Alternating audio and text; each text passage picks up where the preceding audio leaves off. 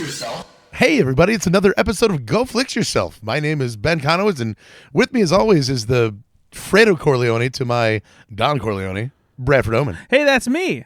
It's not Italian at all. I will betray you. That sound even not... I'm gonna betray you. Okay, that's Mario. Mario in The Godfather. Hey, I'm gonna go get you, Don Corleone. Hey, it's me, the guy that betrays you. It's a meatball. And you know what? The Vito Corleone to my Michael Corleone, Nate Loucks. Hello, I'll make you an offer that I can't refuse. My name is Ben Konowitz. That's Finn doing me. That is exactly That's right. That is Finn, and he, for some reason, thinks you're a mobster. Yep, and you know what? I'll take it, because he's the only one that respects me. He doesn't respect me. Did you say he doesn't respect you? Yeah. All right, he doesn't respect you, Ben. Hey, Who does? It's true. Not many on this earth. It's so good to fun be back. It's good to have our listeners back. Welcome to Go Flix Where did Yourself. they go? Well, everyone's got jobs. They got things to do. We They all go- disperse. We listen to the episode together, and then we disperse, and then we come back. Got a lot of hot track on the last episode. A lot of hot track. Is that like hot trim? Oh, hot traction. Oh, You know, a lot of people, hot track. Can we talk about your creepiness? Yeah, that's why we got the hot track. I think more people were creeped out by it by like listening. Like, hey, listen to this creepy guy on this podcast. Yeah, just Like we are turning into a true crime podcast based on your. Just because my new character Sticky LaFleurs likes to watch you in a theater and also consummate the relationship with the Dune 2 popcorn bucket doesn't mean that it's a bad thing. And also, he takes offense to creepy as the adjective. Does he? I talked to him. are you speaking to the third person about your character? What? No, I'm not him. Wait. You talked to him? What did he say? He's a guest. He's a guest. What did he say? I mean, I don't know if I can repeat it on the air, but it was very, very sexual. Let's get him on the phone. All right, this is really up to you. Beep beep beep beep. LaFleur's residence, Sticky's wife. Hey, is Sticky LaFleurs there? Sure, hold on 1 second. I didn't know he was Sticky! married. I didn't either. He didn't seem like the marriage type to me. Sticky, pick up line 2. Also, I guess Sticky is his real name because that's what his wife calls him. It's his Christian name. Yeah. And wait a minute, he has a He'll be right back. Oh, he I'm has a sorry. multiple line phone. He'll be right back with you. He's on line 1. Wait, Thank is this you, is this Mrs. Fingers. secretary or Thank wife? you, Mrs. Fingers. Mrs. Fingers. What? Sticky fingers. Sticky LaFleurs. Sticky LaFleur's here. What? Hey, man. What were you doing with the Dune popcorn bucket? Just now? Sure. Or I put another hole in the bottom of it. Ow, that's a metal popcorn bucket. You're damn right it is. Oh my god. You know that when you take your sticky mushroom tip and you just press it against that metal. Okay, that's enough of that. Anyway, Thanks for picking up Sticky LaFleurs, but we gotta go. We'll it's still talk. all right. I'm late for Call the police. Call the police. Call the police. I'm late for church with the boys. Is it a euphemism or what is going on? I don't know. here? Where Let's did hang he- up. You wanted to get him on the Ben, phone. Did you hang up? Yeah. Okay. But we bothered him in a home with his wife and kids, and all for what? For him to talk about his sticky mushrooms. I regret everything that Yeah, I've done well, so far. In This podcast. is on you. You guys brought it back up. The only way to fix this is by telling you guys that I bought the Dune popcorn bucket, and did what with it? and it was everything I dreamed. It is would amazing. be. We did not hear anything from you this last weekend. No, it's because it's a very silent bucket. It's a very silent bucket. No, it's a. What is it like to have the popcorn in the bucket though? Like that's the fucking weird thing. Those things they don't look rigid. No, so I didn't put. Did you name it? I didn't. Did you put- name it? You didn't have to name it. It has a personality of its own. I bought the bucket. I didn't put the popcorn in the bucket because they give you the popcorn separately in case you don't want to like mess up the bucket. If you want to have it just like as a collector's item Do they ask you like when you walk up? They're like collectors or eating, or fucking. or option 3 that shall be not Or be named. they don't even. They just wink at you. Yeah. Or they just make the like. Do you want the popcorn in this bucket or wink? Brad walks up and they're like, "Nah, he's a user." They don't even ask; they just judge him. We know which kind you're doing. So I didn't put the popcorn in the bucket. I didn't want to get it greasy. I'm gonna grease it up myself. So like if when you feel the inside, like the little rubber phalanges, they're very soft and like malleable. Like No shit. but, I can't take this conversation seriously. but like I struggle to think that it's gonna be fun to eat popcorn out of it because I just feel like trying to get the popcorn out of it is such a hassle. Quote of the year. I struggle to see that it's going to be fun to eat popcorn out of it. Just pulling a handful of popcorn, I feel like you're going to lose most of it because the phalanges are just rubbing it all out of your hand. Ew, it's so And then they get really, really greasy too. Yeah, exactly. Like you're just going to have these just greasy rubber little fingers. You have to wash them individually, like you're giving a very miniature hand job to each phalange. Yeah, exactly. It's just so, but weird. very weird. But anyway, then he went to the bathroom and found the real use for it. Yeah, he was not available for the whole weekend, basically. But so I got myself a Doom popcorn bucket. Yeah, now. sitting, what are you gonna do with that bad boy? Sitting on your shelf, just looking at it, just staring at it. Put M&Ms in it. So, listeners, welcome to Go Flix Yourself, where we get to talk about and review the Dune popcorn bowl. This is now a Dune popcorn bucket podcast. That's all we talk about. That's all we talk about.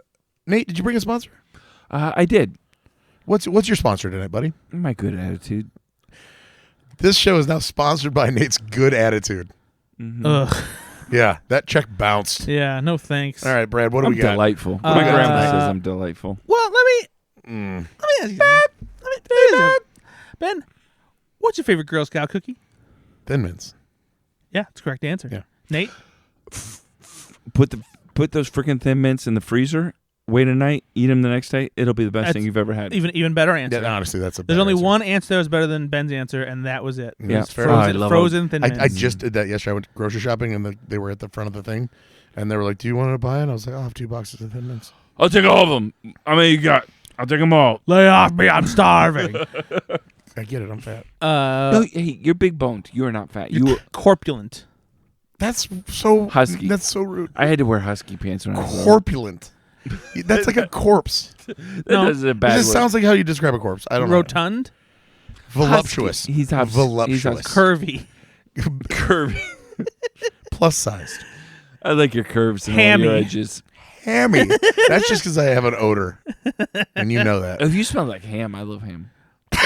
All right, what's the fucking sponsor? I don't know. Cool. But just get it. What do you mean just get it? Hand it to me, you chunk. Oh my god. Big fucking ham hog.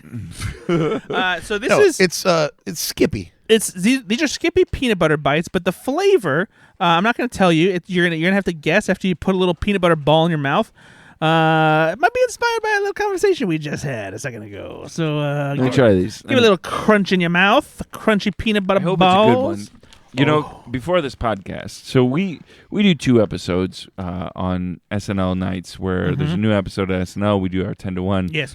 And I was hungry. I needed a good snack, and I asked my buddy Ben, "Hey, you got anything to eat?" And what did he say? He said, "I got some fruit snacks for you." Yeah, and what did he give you? He gave me dried freaking fruit. Yeah, he gave. Here, I got the bag here because I was able to. You know what? Beggars I had can't be to choosers. choke down this treat You too. fucking no. You didn't have to do anything. So natural, freeze dried mixed You fruit. didn't have to do anything. You asked if I had It's freeze dried. snacks. So when I expect to get fruit snacks, I'm not getting these like nice chewable little gummies. He literally said fruit snacks. He Yeah. said fruit snacks. I'm It's get- fruit that's a snack. I'm getting this freeze ass dried crunch of a strawberry and like a fucking hard ass banana chip. Yeah, but in my defense, I also had fucking Oreos, and Nate said no, thank you. Yeah, and I heard I'm not about. an Oreo fan. I'm upset about that because I don't know what the hell is wrong with you. Double stuffed. Hey, Brad, open your mouth. They were double stuffed, and Double he stuffed. and I he, wanna see if I and can he hit your turned mouth. it. I'm not gonna risk breaking my teeth with a peanut butter ball. My teeth are fragile. So what do you guys think about these? You like these peanut butter balls? No, they're good. They are good. Hey, Brad, open your mouth. No, I'm not doing it. What? No, I don't, only because I don't trust your aim. he's not gonna throw peanut butter balls. He's want you to do something else. That's a completely different thing. He couldn't even land in his own mouth. Yeah, He just exactly. I don't dropped a trust little him. peanut butter turd on the Oh, floor. great. Yeah, now the mice are coming. Now, which cookie do you think that this is flavored after? It's not Thin Mint. The peanut butter one. Good call. The peanut butter one. No, it's not the peanut butter one. It's a good guess because there's peanut It's butter. not also the delicious American Samoa because I taste no coconut. Yeah, you're right. You have a very, very skilled tongue. No. Why that? Why that wording? It's a very, very evolved palate.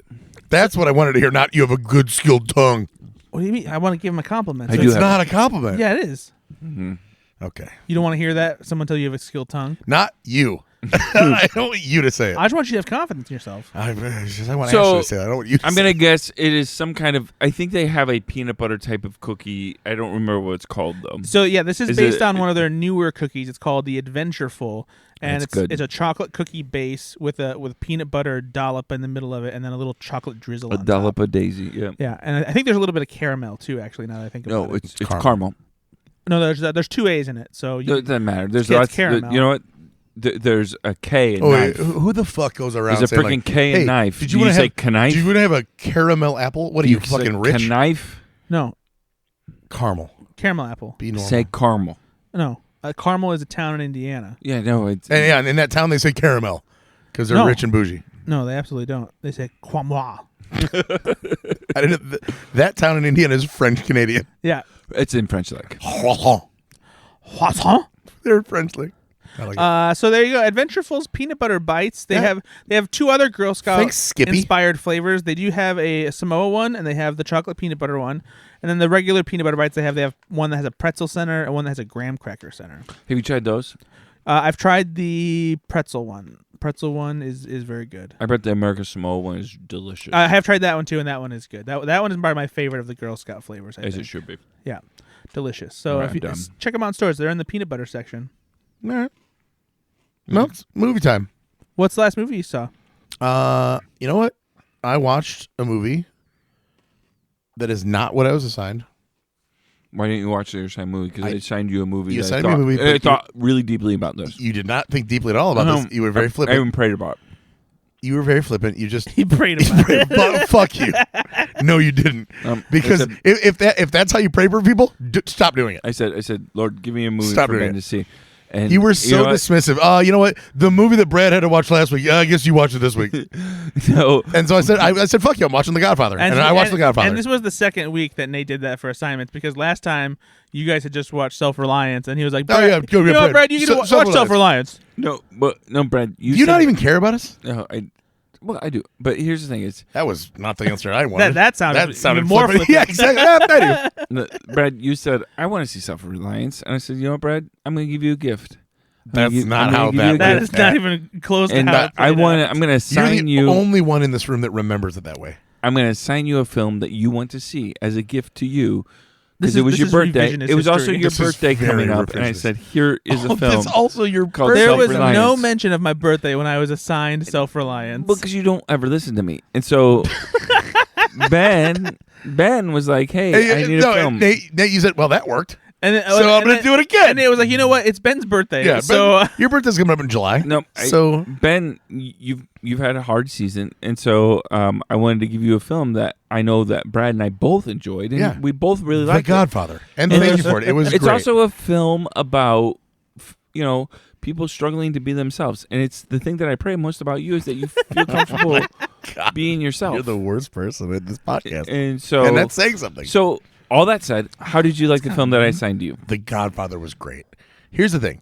Everyone has seen The Godfather. Yeah, but I haven't seen it since I was a kid. And so why are you rewatching it. watching The Godfather? as that's a wild kid? to me because I watched The Godfather by accident, like at least once. It's a year. on- Where do you all wa- the time. It's on on all what the time. channel? On what channel is The Godfather on? TNT, AMC. What channel isn't it on? Every The WB. every weekend they play the entire Godfather The trilogy Godfather somewhere. on the WB. Yeah. The dancing frog The shows U- up and says like repeats of Moesha.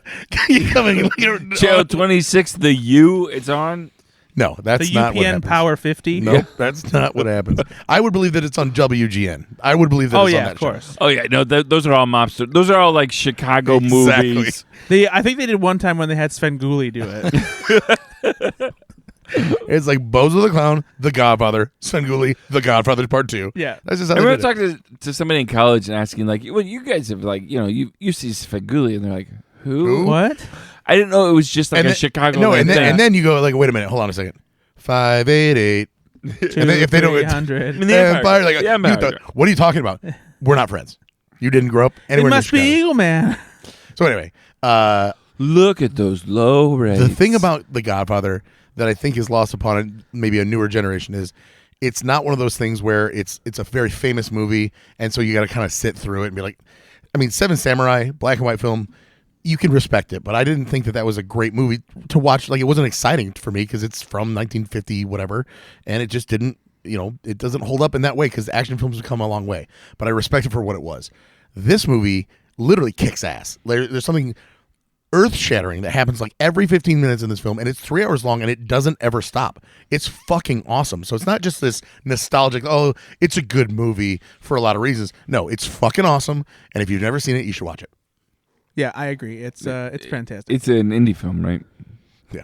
Every scene in that movie obviously is famous for a reason, and it's just like breaking out the best of, right? It's like the greatest hits. It's like a greatest hits album. Every scene that's impactful, you've heard it 1,000 times, but when you put it in context of the movie, it becomes elevated. It's even better. There you go. I think there's a lot of people that haven't seen it. Why do you think that is? It's long. I was going to say, is it because 3 hours? And because it's only getting older, like there's generations that just aren't connecting to movies from like the 60s. It is and 70s. almost 3 hours. It's 175 minutes. And the thing is, you think like these days, oh, well, good to 10 to 15 minutes of its credits. It's about 2 minutes of credits. Yeah, a lot of older movies did not have long end credits. So it's a real 3 hour. It's 2 hours and 54 minutes. Yeah. And the runtime might be 2:58. Mm-hmm. For real. So anyway, yeah, no, it was great. Is that the only thing you watched? Yep. Oh, okay. No, I watched Spider-Man Across the Spider-Verse. Oh, fuck yeah! What did you think? It's not bad. So I'm trying to compare the first one and the second. I think I like the second one better. Why? Oh, I really enjoyed the first one a lot, but it's because it's so hard to catch lightning in a bottle twice. And I really feel like they did that this time. I think it's pretty hard to do it the first time too. It is, well, sure. But once you've done it, repeat that, right? No, right? It's almost it was such a good first film. Exactly. But they still have the animation style is still different enough, and it's still everything about the movie all the way through from the writing, the plot, the voice acting is good. Everything's great. Everything about that movie is great. I was hanging on the words of the characters. I was invested. I didn't want to look away. These are the hallmarks of a great film. Do you think it's better than the live-action Spider-Man films? Yeah, a lot of them, for sure. All of them? No. Which one do you like better? I mean, I think that Spider-Man 2 is probably one of the best superhero movies ever made. Yeah, that's true. Spider-Man 2 rips. That's really good. But you think I think it's really good, but I still think this one's better. Yeah, so I still think the first Into the Spider-Verse movie is better because I think that it has a more complete story. And since this one, is kind of a two-parter and it's a cliffhanger, it still has a beginning, middle, and end, which for a sequel that does lead into a part 3 is nice to see. It still feels like they didn't fast exit. Yeah, absolutely. So it's everything with with Gwen in this movie is great. How they evolve the relationship between him and Miles. The introduction of the new characters and so cool. The whole canon event stuff. Yeah, that hasn't really been touched on. Really, like you've got to have that loss type thing. My favorite thing about this movie is like it's playful with the meta universe, but it still utilizes what is established in comics as lore and canon and how things work. But like it also makes jokes about it, like having Peter B. Parker be like, "You say multiverse, and my brain shuts down." Like everyone's sick of hearing about the multiverse.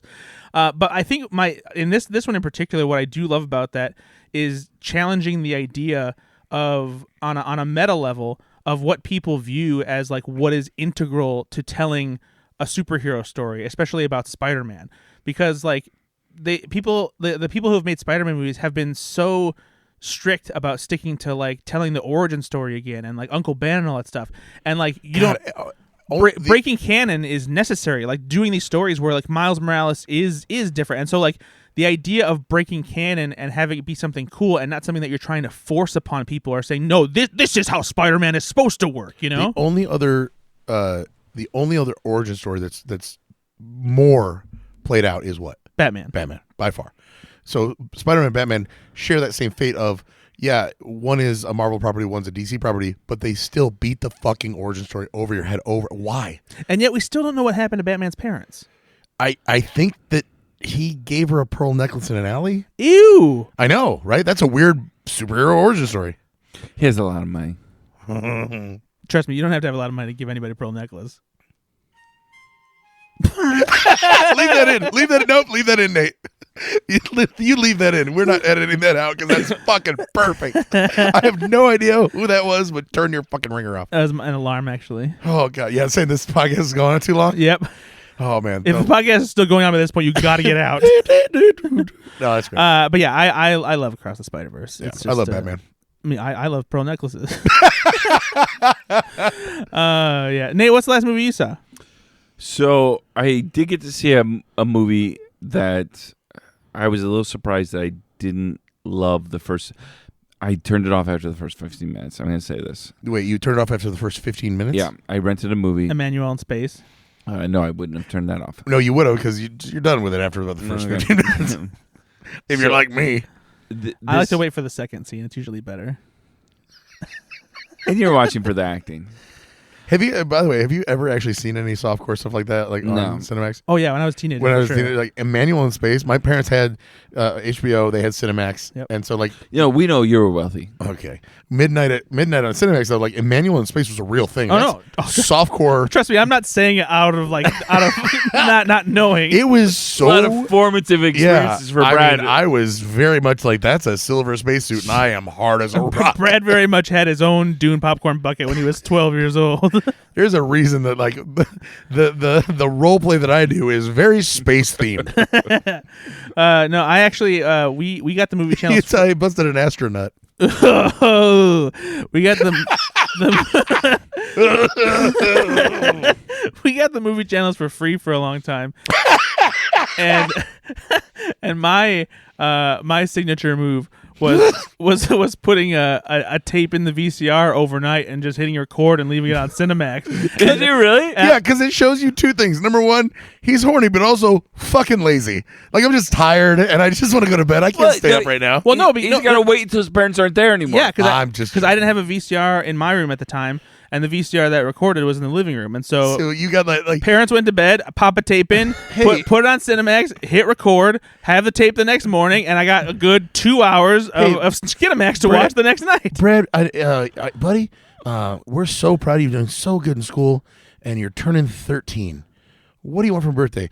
Longer tapes, 8 hour max, 8 hour max. Two packs of blank tapes. 8 hour max, not 2 hour. I need 8 hour. Oh, okay, that's very specific. You gonna record something? No, maybe. I don't know. I did get caught though.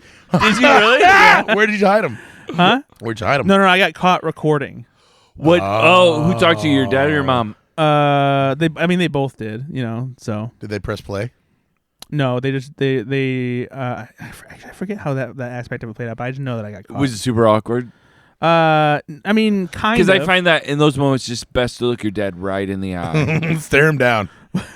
Dad, you know. Yeah, because like mom doesn't get it, but you fucking get it. know. You've been down this road. You've been here before. If you would have thought about this when I would have, you would have done it too. You're just mad that you didn't. He just didn't even have a VCR. like literally, like the next day, like underneath the door, just an 8 hour tape gets slid in. Like I got you, buddy. So you watched Emmanuel in Space. So I watched Mean Girls the musical, and I watched about 15 minutes of it. Why'd you masturbate to that? Oh, we're not talking about that stuff. Sorry. I don't love. I love the original Mean Girls. Actually, I love the original Mean Girls. I think it's such a. I've seen film. it once since it came out. Oh, bro! I need to watch it. It is a hilarious funny. film. It is good from beginning to end. It's such a good comedy. Yeah. There's a couple problems that I had with this. I think they would have done better recasting any original cast members and making this completely new, because it felt a little bit like the old movie, except they were adding songs that I didn't know, and I didn't love the songs. So I will tell you, because I saw this too, and I didn't talk about it in the podcast because I forgot to mention it. But I think that the first couple songs aren't that great, because I kind of felt the same way. I was like, I'm not sure if I'm going to like this. But it starts getting better. I personally, I got fully on board when Regina did her first song, because I really like the over-the-top diva style that they give Renee Rapp as Regina. I like Renee Rapp a lot, because the Sex Lives of College Girls, she's just fantastic in there. But I didn't love that first song, but maybe I need to be more patient. Yeah, and after that, I think that the Halloween scene is really good. There's some great songs throughout it. It gets more fun, I think, and I actually really like what they do in a couple sequences, because they have great camera work. It just like they do these long single takes with a lot of choreographed dancing, and it weaves in and out of different like rooms with a bunch of people and everything, and it's really well done. So I actually ended up liking it for the most part. I was also assigned another film called The Lake House. Ooh.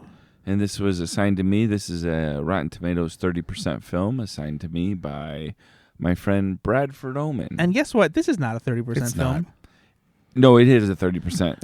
No, it's not. It is on Rotten Tomatoes 30%. No, what I'm telling you is it's not actually a 30% film. It is not. It's actually better than that. And so... It's like 32. No, I mean, it's got Sandy Bullock in it. You put Sandy Bullock in a film, and I'm probably going to like it because she's Love just Potion adorable. number 9? I've not seen Love Potion number 9. Is it Well, bad? guess what's coming your way next time? I don't really remember it. I just remember seeing it when I was a kid.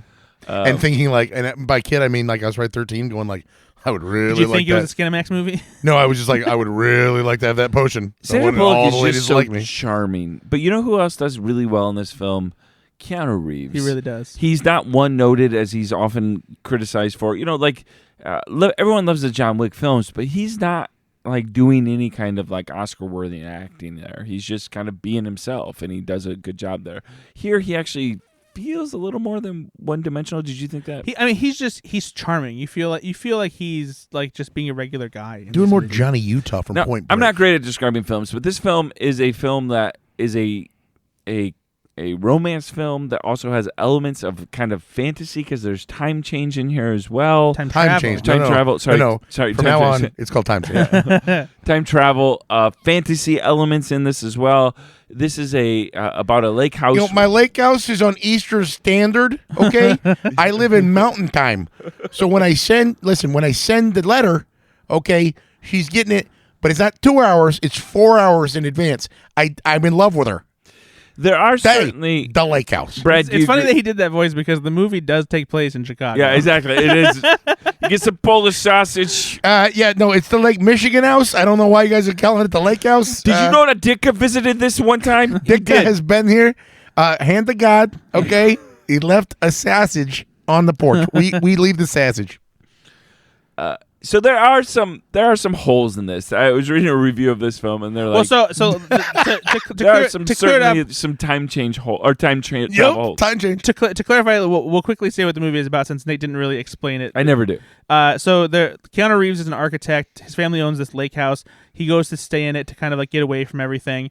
And suddenly a letter appears in his mailbox, and it's from somebody. It's Sandra Bullock, who seems to somehow also be staying in the same lake house, but clearly he's the only one there. And so then he. How does this happen? Yeah, he and she come to realize that they are actually She's a ghost. sending these letters across time, and if they put them in the mailbox in front of the lake house, they each get the letters in their corresponding timeline, which is 2 years apart from each other. 2 hours. You almost did it. Yeah. 2 years apart from each other at the same lake house.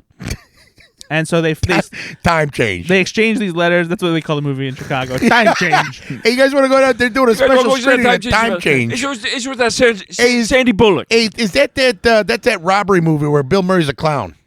No, that's Quick Change. We're talking about Time Change.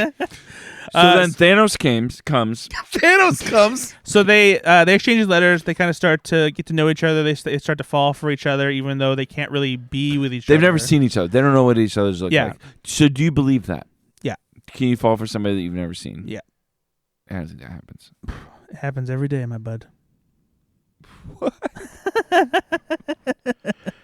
It's that one where Angie Jolie, is with the kid that's not a kid, Oh, no, that's a changeling. Jesus Christ.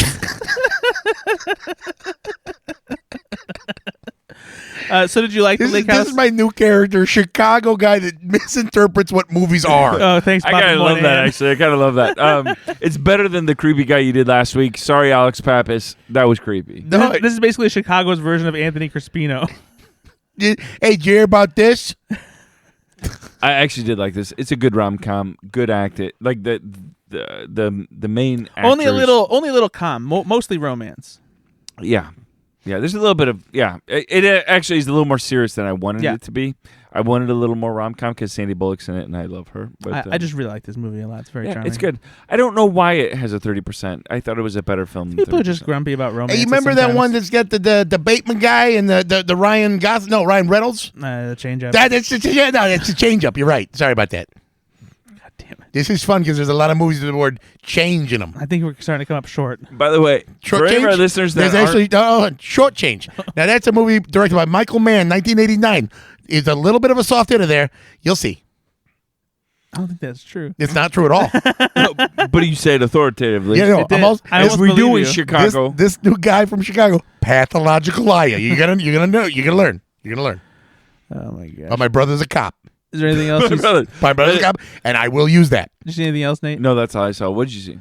I did a double feature last week, doing my press rounds as Don't say it like that. The listeners get really bummed out when you talk about that. The way you say it with this fake gravitas, my press rounds. I didn't say it like that. I said it in like a faux, like, inflated way, as in making fun of myself. It didn't come across that way, Nate. I felt like people stopped listening. Okay, so I put on my fedora with the press tag in it, and I went and sat down with my name tag. I always make sure they set a seat aside for me. And they bring me my own popcorn and my own Dune popcorn bucket. I was just going to say separately. No, so I went to go see 2 movies back to back. First of all, I saw... Was Richard Rober there? He was, actually. Yeah, see. I saw... Every time. Not every time. Sometimes he's too lazy.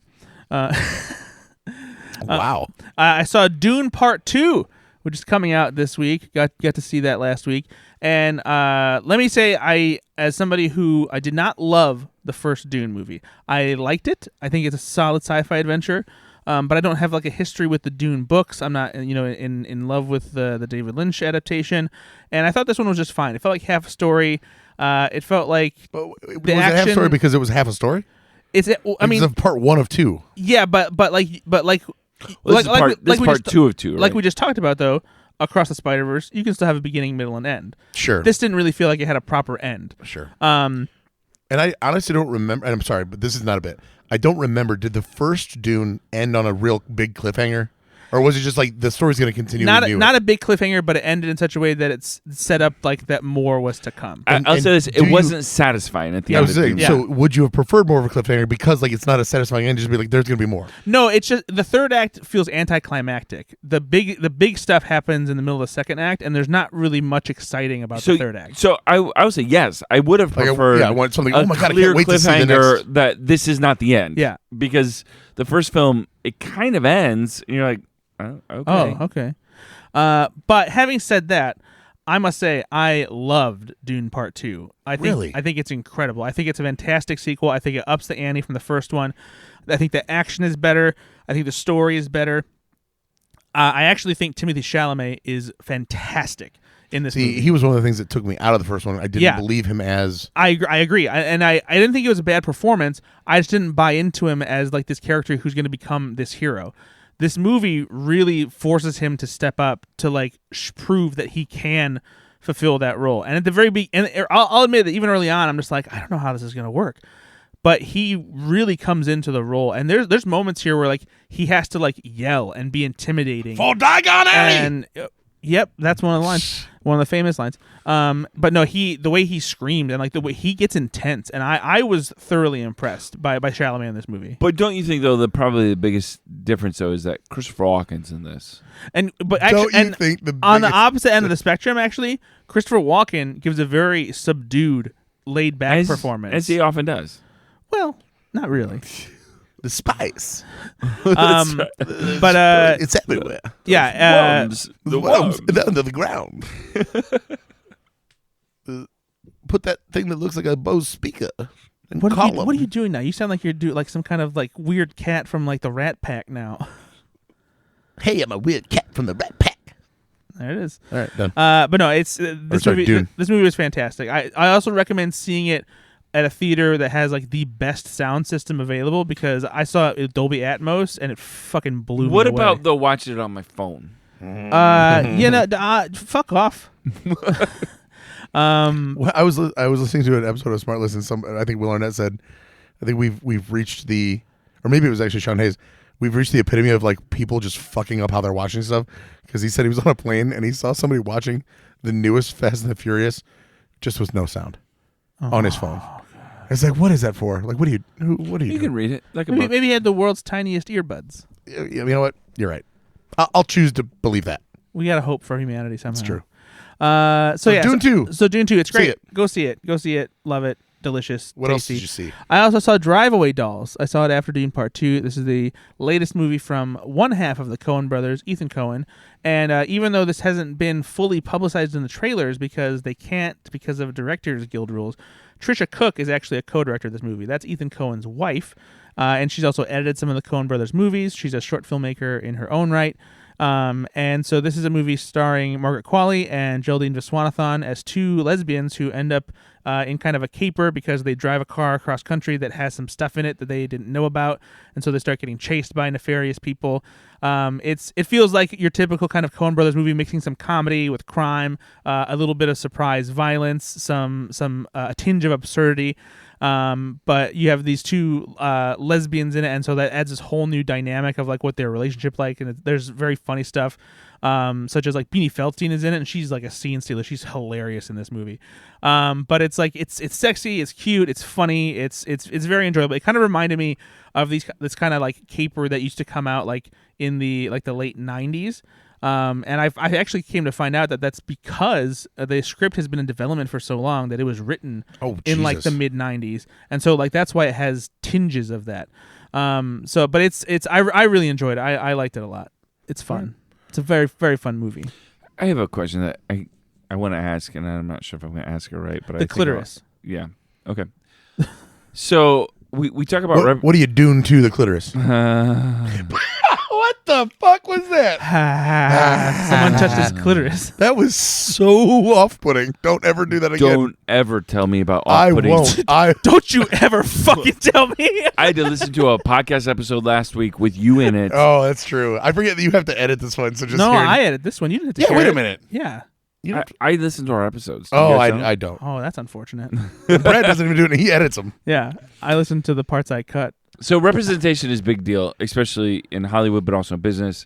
And you said that this is a very gay film, right? Mm-hmm. Like this is in a good way, right? Yeah. This is the main two actresses. Margaret Qualley is married to Jack Antonoff. They're not gay. Well, it's funny you say that because Ethan Coen is married to Trisha Cook, but Trisha Cook's a lesbian.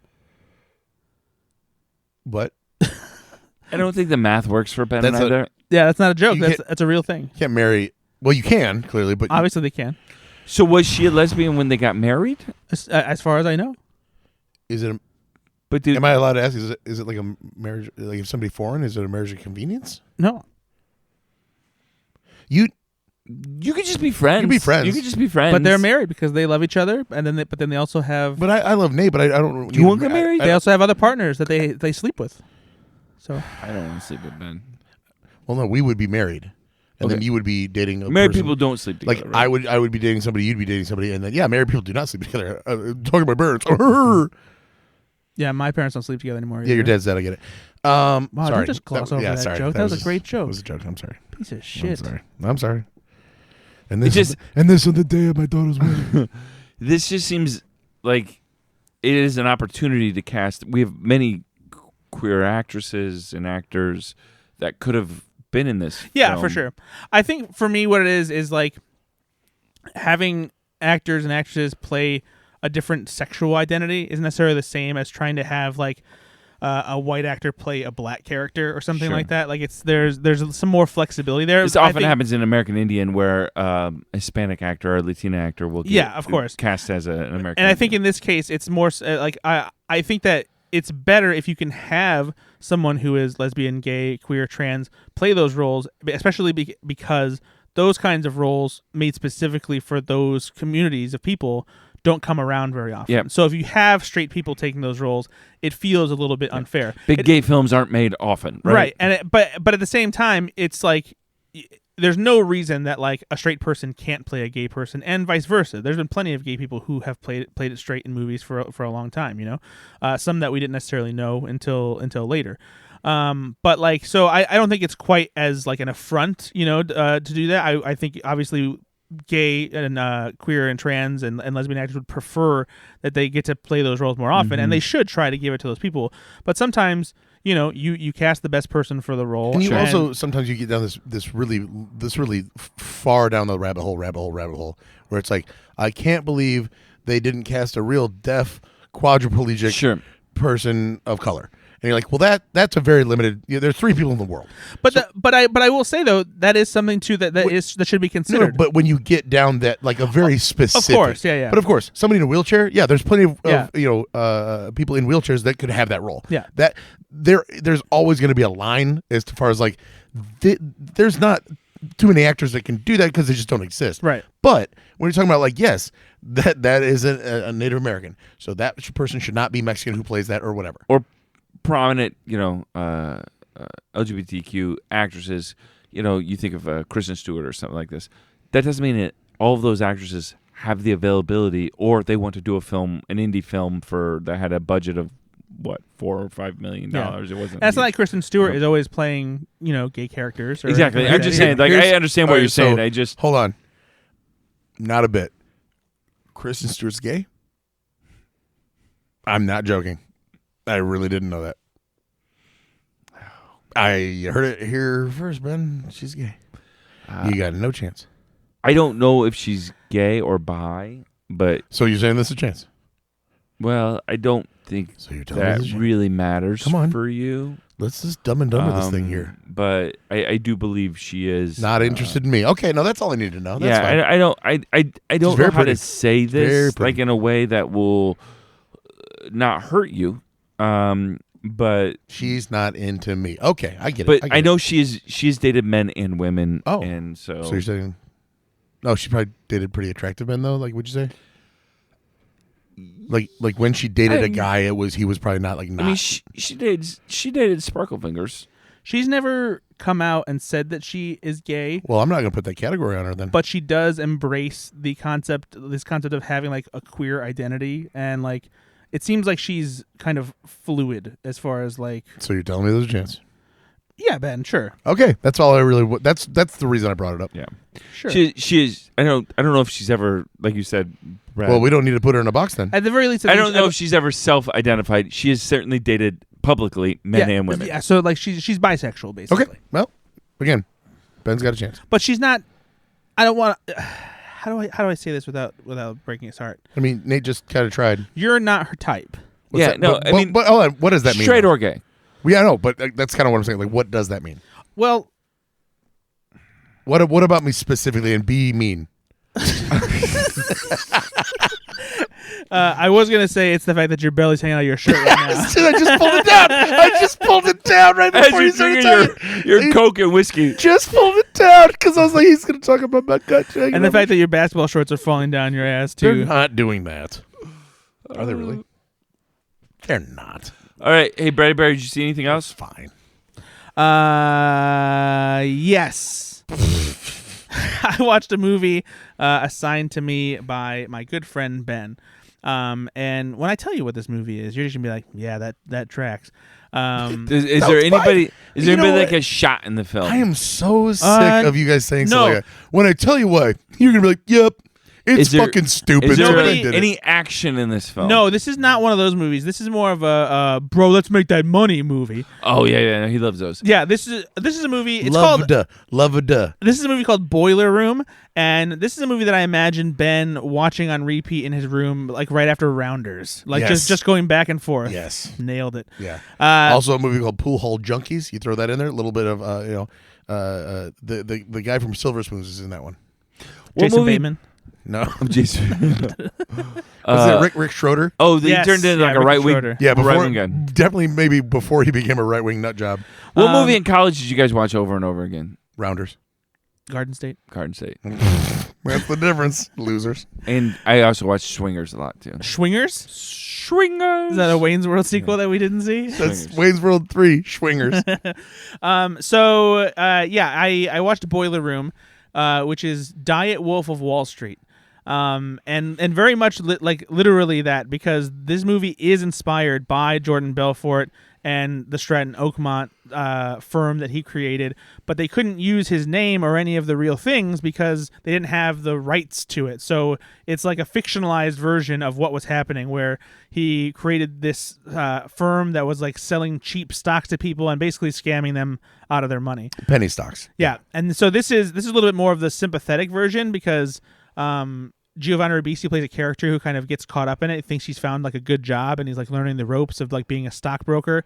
But then he realizes that like he's screwing people out of their money. And so one of the scenes in the beginning of the film is like they go to a boardroom and everybody's like the new hires, and they're all sitting around, and Ben Affleck gives this big speech about like, here's my keys to my Ferrari, throws them on the table, and he goes, does anybody here in this room right now have a Series 7, which means that you can legally sell stocks and bonds? And one guy raises his hand, he's like, I do. Get the fuck out of here. Like, we're not training. Like, he gets so mad that guy's legal. That's not what we do here. Yeah, they want to train them themselves and everything to like shape them into what they want them to be.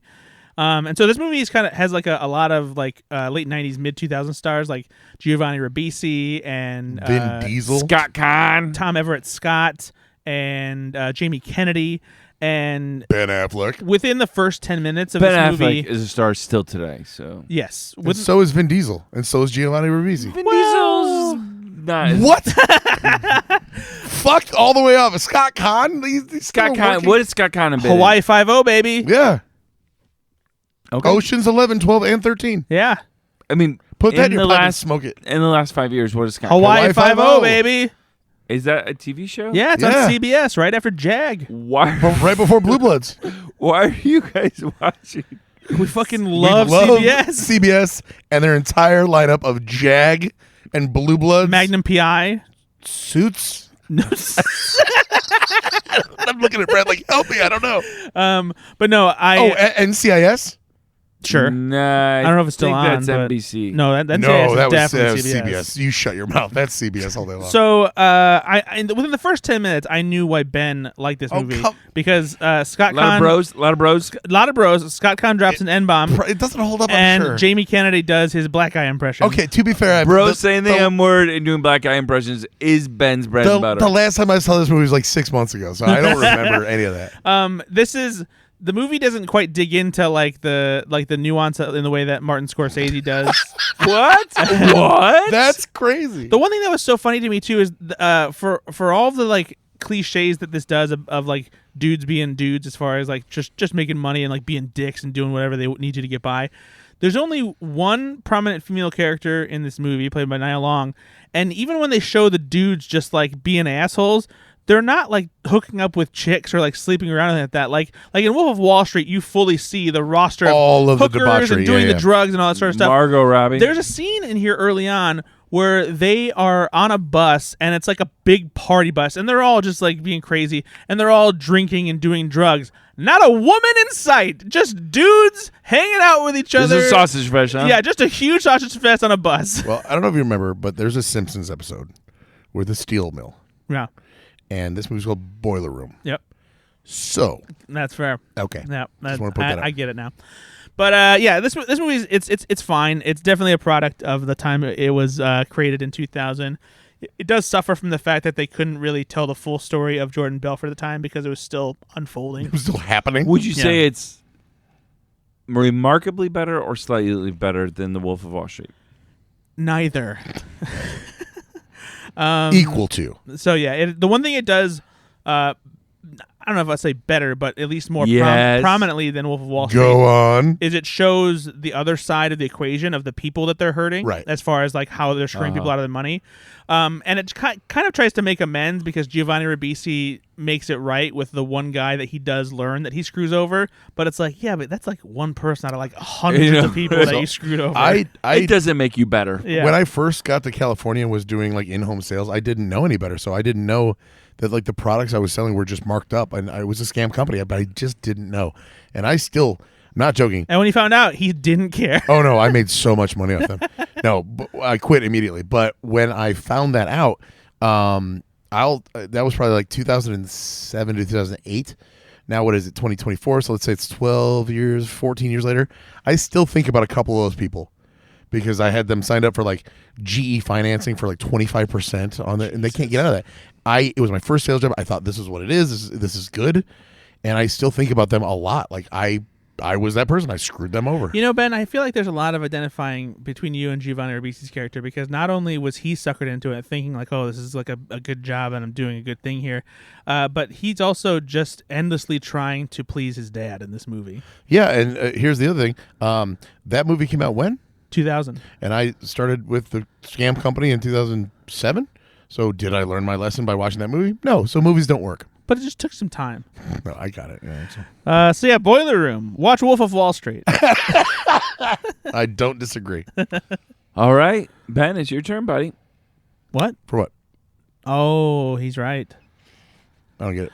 Well, it's that time of the podcast where we talk about a certain little thing. What are you Little doing? ditty about Jack and Diane. Little ditty about watching some trailers. I started you off. So 2 American trailers sitting in the homeland. Or the Borderland. Ooh, I like that. Sitting in the borderland. That's it. Snap, That's all you snap, got. that's it. Look at the snap. Wow. I'll accept it. You'll accept that? Me doing half the song and him. Yeah, he's pretty tired. Yeah, He's it's really been a long night. Yeah. Well, we watched some trailers, I guess. No, yeah, we watched some good Little trailers. trailer about Borderlands. All right. That's it. That's all you get. Kevin Costner riding horses across the West Land. So we watched 2 trailers. One of them is a new Kevin Costner movie that your dad is going to cream his jeans over. It is called Horizon, an American Saga, and it is the first of 4 movies that Kevin Costner is directing. That's 4 movies. That's a quadrilogy. Wrote and directed. And produced. And financed himself. He has total control over these movies. So if you don't like them, it's Kevin Costner's fault. This looks like a pretty standard Western fare movie that you would expect from Kevin Costner. Nothing about this trailer says I want to watch this. Everything about this trailer says my dad wants to watch Oh, this. yeah. Especially when he's, there's a scene in the trailer where the son is like, I'm going to be with dad. It was like, that's the son that our dads wanted to have. And didn't have. Where you were pushing Seal over and like, make me some room in here, Seal. I am hiding with you from the Indians. Yeah. This is just a very, very hard thing to get behind. I don't know.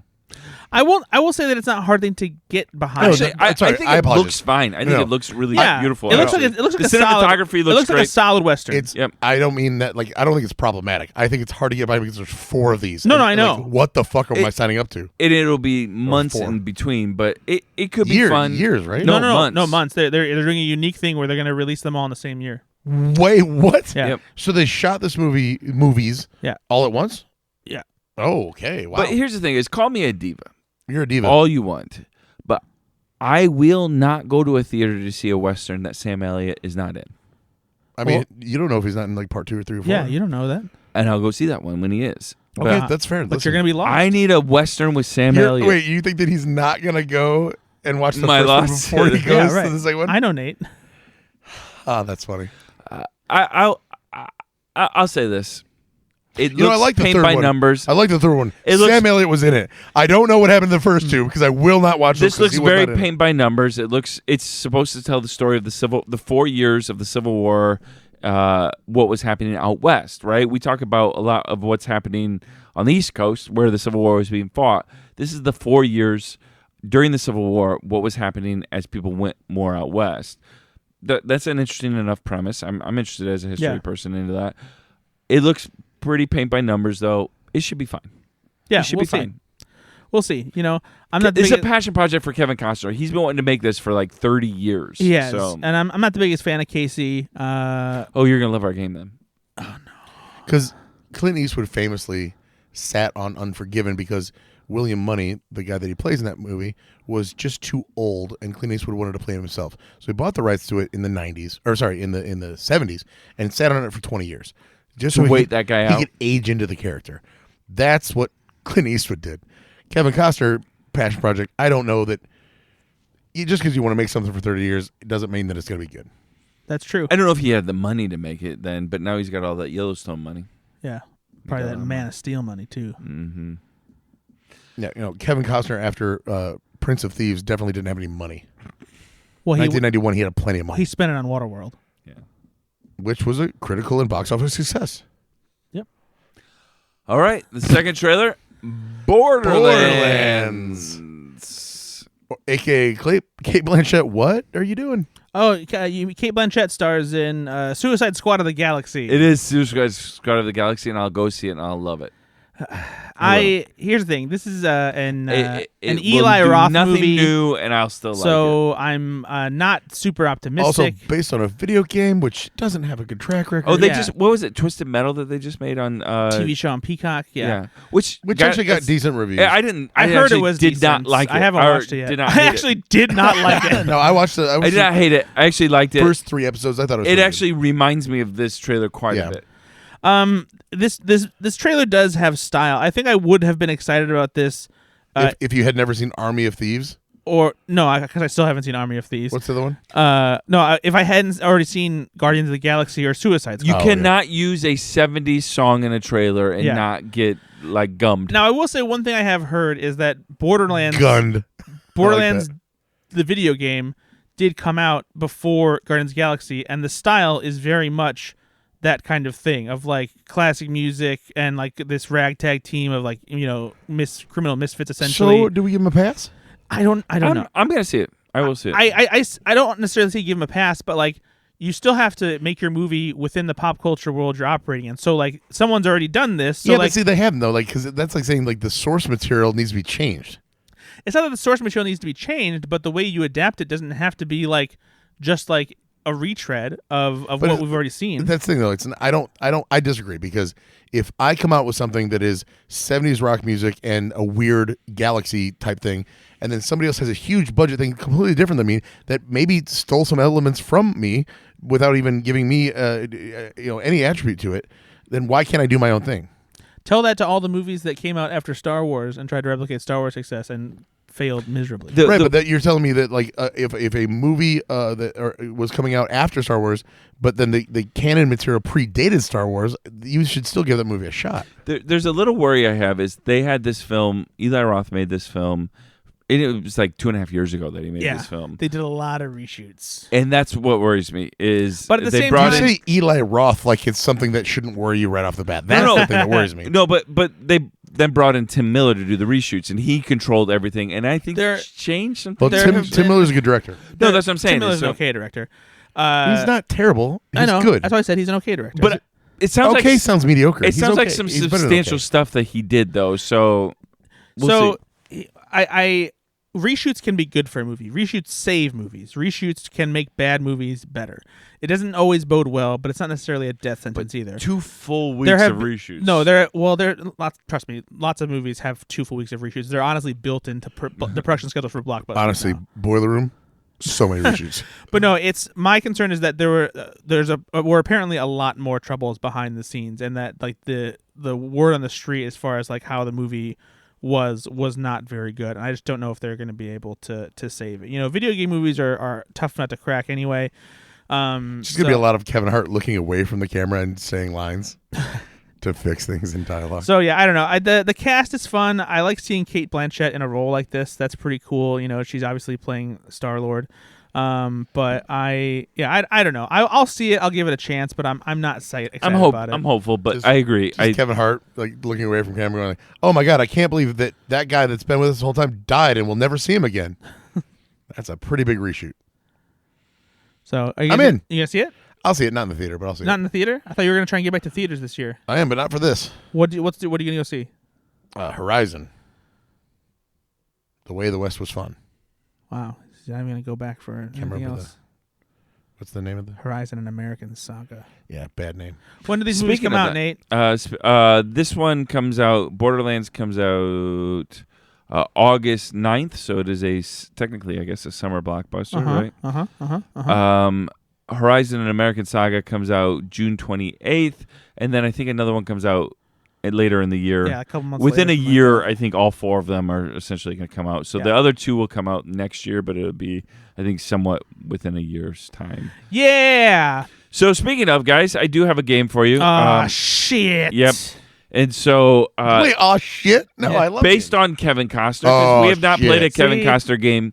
Ever. And we're going to do a IMDb game for Kevin Costner because I know you guys love Kevin Costner films. And you've talked about him often.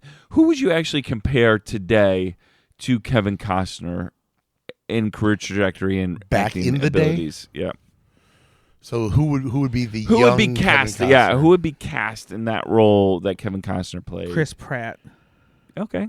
In Yeah. what now? Oh, like in the Western we're talking about? Yeah, no, just in any film. Like I just think career- Chris Pratt has a Kevin But Costner vibe. Chris Pratt about him, is maybe. so much funnier Oh than yeah, Kevin that's Costner. a good point. Yeah, that doesn't really work that well. Chris Pratt has some legitimate comedy chops, like Back especially in like Parks like and Rec. so you're looking to recast Kevin Costner's roles within Yeah, like I think he's more of a Ben Foster. I don't think Ben Foster has had like any of the same success. No. that Kevin No, Costner no. has. I'm sorry. I thought we were saying like who would play Kevin Costner. No, in no. his roles, Whose like, early career on. has like an equivalent of Kevin? Yeah, Costner? like- sorry. Because sorry, Kevin sorry. Costner has a really interesting kind of trajectory. He's been Well, the radically problem is successful. you can't do that because no one's had the longevity of Kevin Costner other than Kevin Costner. All right, so I'm going to give you some Kevin Come Costner on. films. I'm going to give you. We're going to do IMDb, which IMDb is changing. They don't have the top 4 anymore, really? like they used to. That used to be a separate section Yep. of the website. I just went down to where they list the cast and did the top 4, so All right. there's essentially the same. Fair enough. I'm going to give you the 4th actor, then the 3rd, then the 2nd, then the 1st. You're going to beep him when you know which film, Kevin Costner film this is, okay? And then if you don't get the 4, I will give you I'll give you the 3 because Kevin Costner's always one of them. And then I will give you the director as well, okay? So you're gonna have 3 people in a movie other than Kevin Costner that IMDb lists, and then the director. Correct. Gotcha. All right, you ready? So for instance, let's go with an easy one. We need a buzzers. Yeah, what are your buzzers? Yeehaw! Okay. Ben? Kevin Costner. That's it? That's gonna be my buzzer. Okay, cool. All right, let's go with an easy one. All right, Janelle Monáe, Octavia Spencer. Taraji. Yeehaw! Yep, Hidden Figures. correct. So Never saw it. It's good. Oh, I'm gonna sign that for you because I Cool, actually because really it's like easy. that Yeah, I film. get it. I actually really like that film. It's a good movie. I know. I've heard it's great. All right, There's some reasons you won't like it, but What are they? you'll see. I don't want to spoil it. I mean, Because I think our list. Kevin Costner's in it. I think the theme of yeah. the film will be hard for Ben. These are such assholes. All right, Jamie Kennedy's not doing I'm out. Tommy Lee Jones, Chris Cooper, Ben Affleck. What? Kevin Costner. What? I forgot what I was saying. Bye. All right, what is it? Nope, I fucked up. Directed by John Wells. A 2010 film.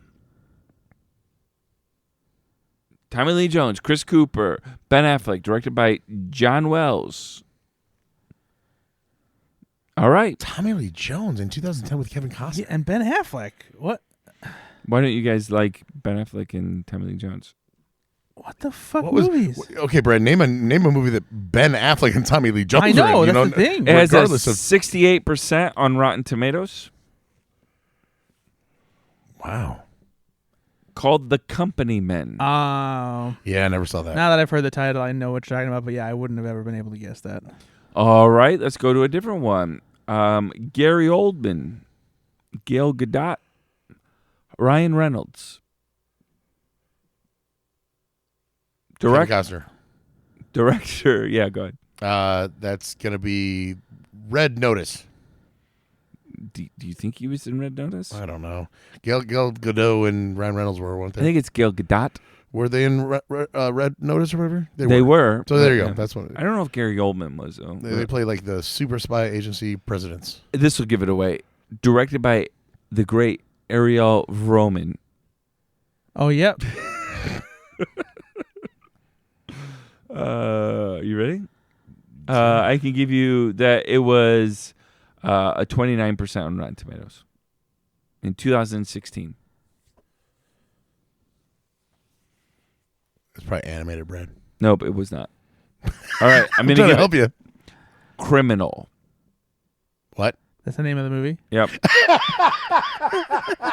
You guys are doing great on I Kevin love that. Costner. Like, that's the name of the movie. Oh yeah. No. All right, here we go. Dennis Hopper. The great Kelsey Grammer. Paula Patton. Directed by Joshua Michael Stern. Dennis Hopper. 2008 film. Jesus Christ. Yeah. Oof. I have seen this film, actually. Is that a Christmas movie? No. It's a political movie. So the next With type Dennis of film. for Hopper me. in 2008? Like at the end of his life? Dennis Hopper only died like 5 years ago. I think he was still living then. He's been dead for like 10 years. This has a 38% on Rotten Tomatoes. A film called Swing Vote. Ah, yes. All right, here's another one. Melissa Sagemiller, Selah Ward, Ashton Kutcher. Dennis Hopper has been dead for 14 years. No. He died in 2010. Really? So both So of you can fuck off. 2 years before that. Yeah, at the end of his life, I was pretty spot on there. Come on, guys. Well, he died in 2010. Yeah, so 2 years At the after. end so. of his life. All right, Then it was licensed in 2010. Oh, my God. Really? 2010? guys. Sorry. Melissa Sagemiller. Yeah. Don't know Selah who that is. Ward. Don't know who that Ashton is. Kutcher. Don't know who that is. Directed by Andrew I got Davis. it. Kevin Costner, Directed by what? The Guardian. Thank you. You freaking assigned me this Yeah. film. I was waiting to hear Ashton Kutcher's name. That's all. All right, we're going to get some films that I know you guys are going to know more because, like, in the 90s to early 2000s, Kevin Costner freaking killed Yeah, it. he had a good run. Yeah. All right. Maybe you've seen this, maybe you haven't. The great Shirley MacLaine, Mark the Buffalo Ruffalo, the beautiful Jennifer Aniston, directed by Rob Reiner. Kevin Costner. Yep. Draft Day? Nope. No. Shirley MacLaine, Mark Ruffalo, Jennifer Aniston, Kevin Costner, directed by Rob Reiner. Have you heard of Rob Reiner? Yeah, I know Rob Reiner. Yeah, he didn't do Draft Day. That's for sure.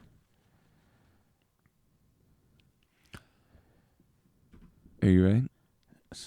Whatever. The longest game or whatever? No. I'm sorry.